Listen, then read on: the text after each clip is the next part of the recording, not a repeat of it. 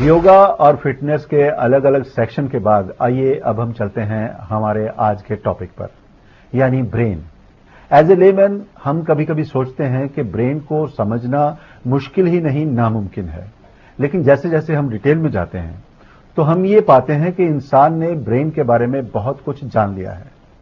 कभी हमें लगता है कि ब्रेन तारों का एक झुरमुट है और कभी ये लगता है कि ये बहुत बड़ा पावर स्टेशन है। पिछले कुछ प्रोग्रामों में हमने थोड़ा थोड़ा जाना था ब्रेन के बारे में कि ब्रेन क्या है, कैसे काम करता है, इसको क्या क्या बीमारियां हो सकती हैं, और आज हम जिस टॉपिक पे बात करेंगे वो है अल्जाइमर।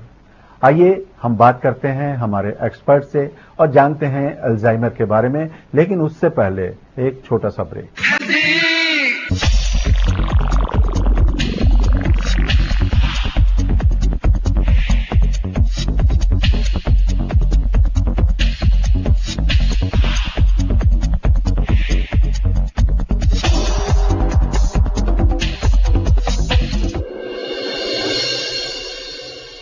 पेशेंट जो हम लोग के पास आते हैं कि उनकी मेमोरी में प्रॉब्लम हो रही है, देर आर कंडीशन जिसको हम लोग बोलते हैं reversible dementias.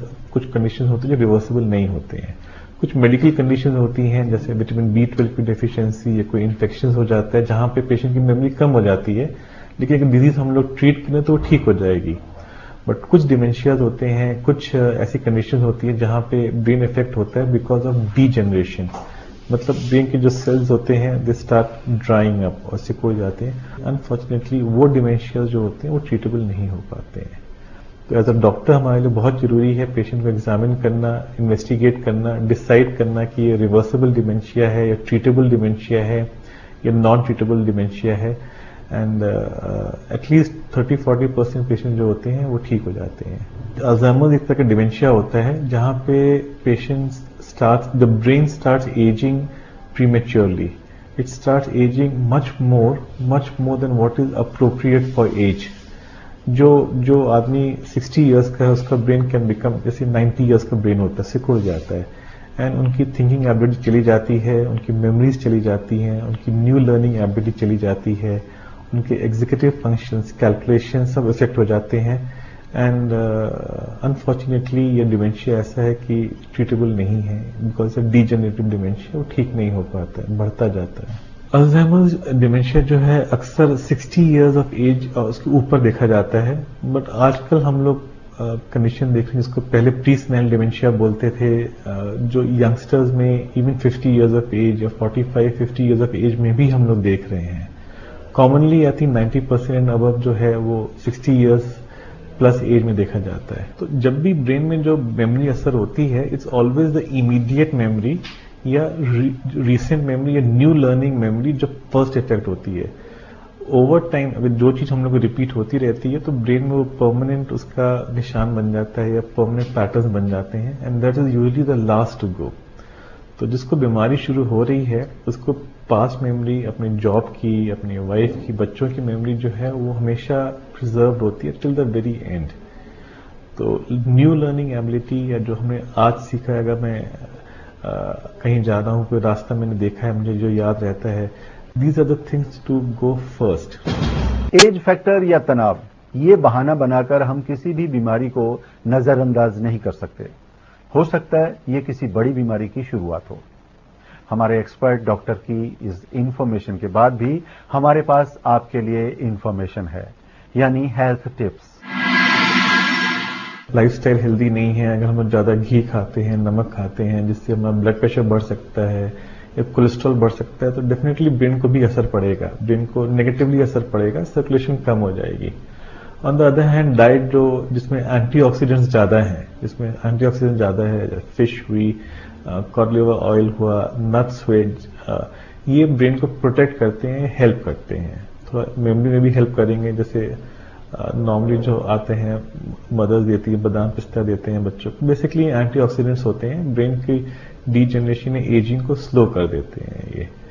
So they are good diets and they are bad diets, and definitely balance is what is required between the good and the bad.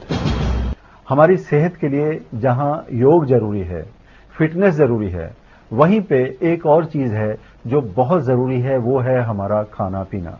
हम क्या खाते हैं, कैसे खाते हैं, कहाँ खाते हैं, क्या हम खाना शुद्ध खा रहे हैं जो हमारी सेहत के लिए फायदेमंद है। डाइट हमारे लिए कितनी इंपॉर्टेंट है।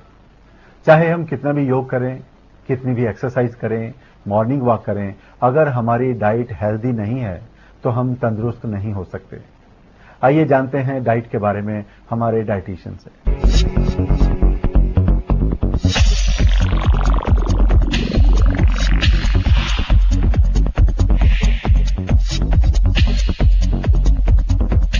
जब हम कार्य करने लगते हैं तो बहुत ज्यादा टाइम हमारा जो काम होता है वो सिडेंटरी होता है, यानी कि टेबल और चेयर का काम होता है।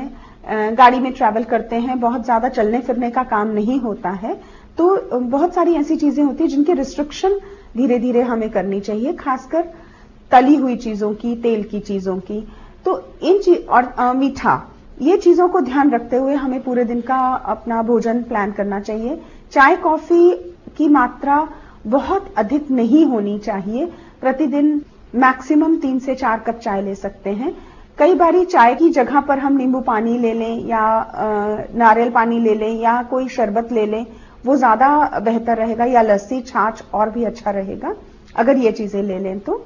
इसके अलावा फल और सब्जियों की मात्रा अधिक होनी चाहिए, क्योंकि उनसे विटामिन और मिनरल के साथ साथ रेशे भी मिलते हैं, यानी कि फाइबर, जो कि आजकल की बहुत सारी प्रॉब्लम्स, बहुत सारी बीमारियों जो कि क्रॉनिक बीमारी एक एज के बाद होने लग रही हैं, उनसे हमें बचाते हैं।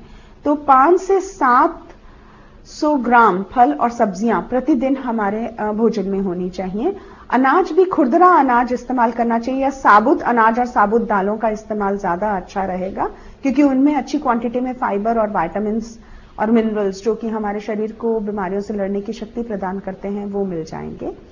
और इसके अलावा जैसे बच्चों के लिए है, उसी तरह बड़ों के लिए भी थोड़ी थोड़ी देर में अगर थोड़ा थोड़ा खाते हैं तो वो ज्यादा बेटर रहता है, बजाय इसके कि एक सुबह खाया और एक फिर पूरा दिन कुछ नहीं खा के रात को खाया।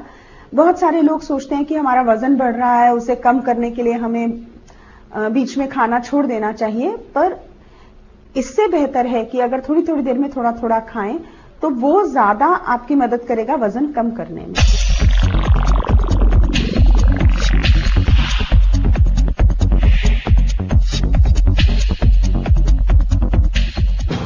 जैसा कि आप जानते हैं कि हम हमारे इस प्रोग्राम में आपकी मुलाकात करवाते हैं किसी न किसी सेलिब्रिटी से, और वो शेयर करते हैं जानकारी।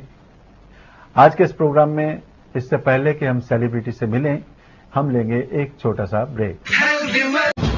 हमारे सेलिब्रिटी ने अपनी बात रखी, आप भी अपनी बात रख सकते हैं अपने सवाल भेजकर। आपके सवालों के जवाब देते हैं हमारे एक्सपर्ट। सेगमेंट सवाल जवाब।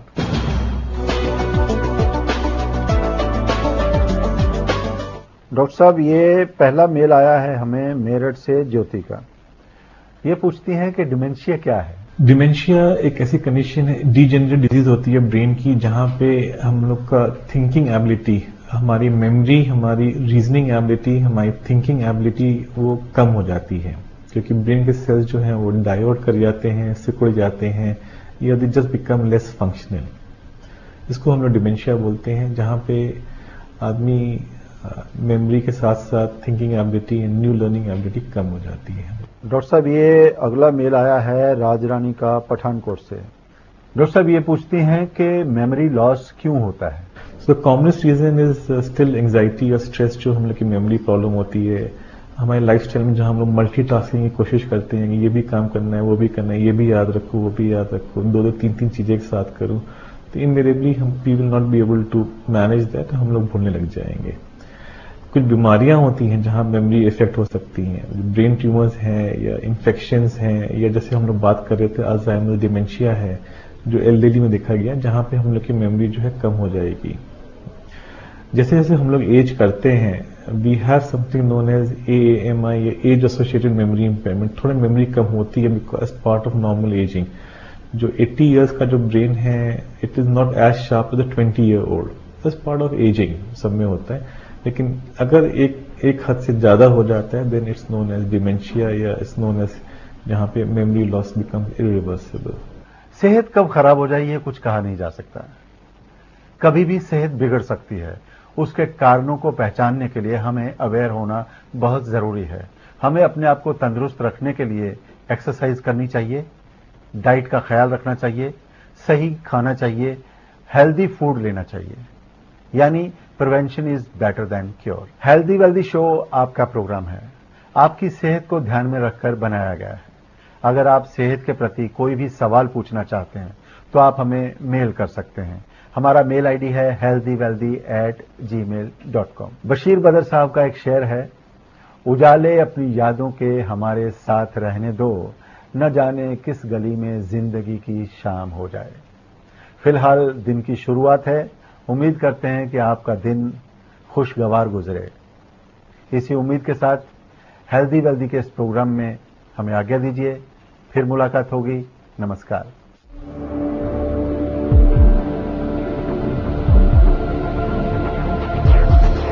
Healthy wealthy, healthy wealthy, healthy garden, healthy crop, healthy diet, healthy walk, yoga, fitness, aerobics, viewpoints of healthy tips, और है जो लोग शेयर करेंगे हेल्थ के राज। सब कुछ होगा healthy healthy, healthy wealthy, healthy wealthy.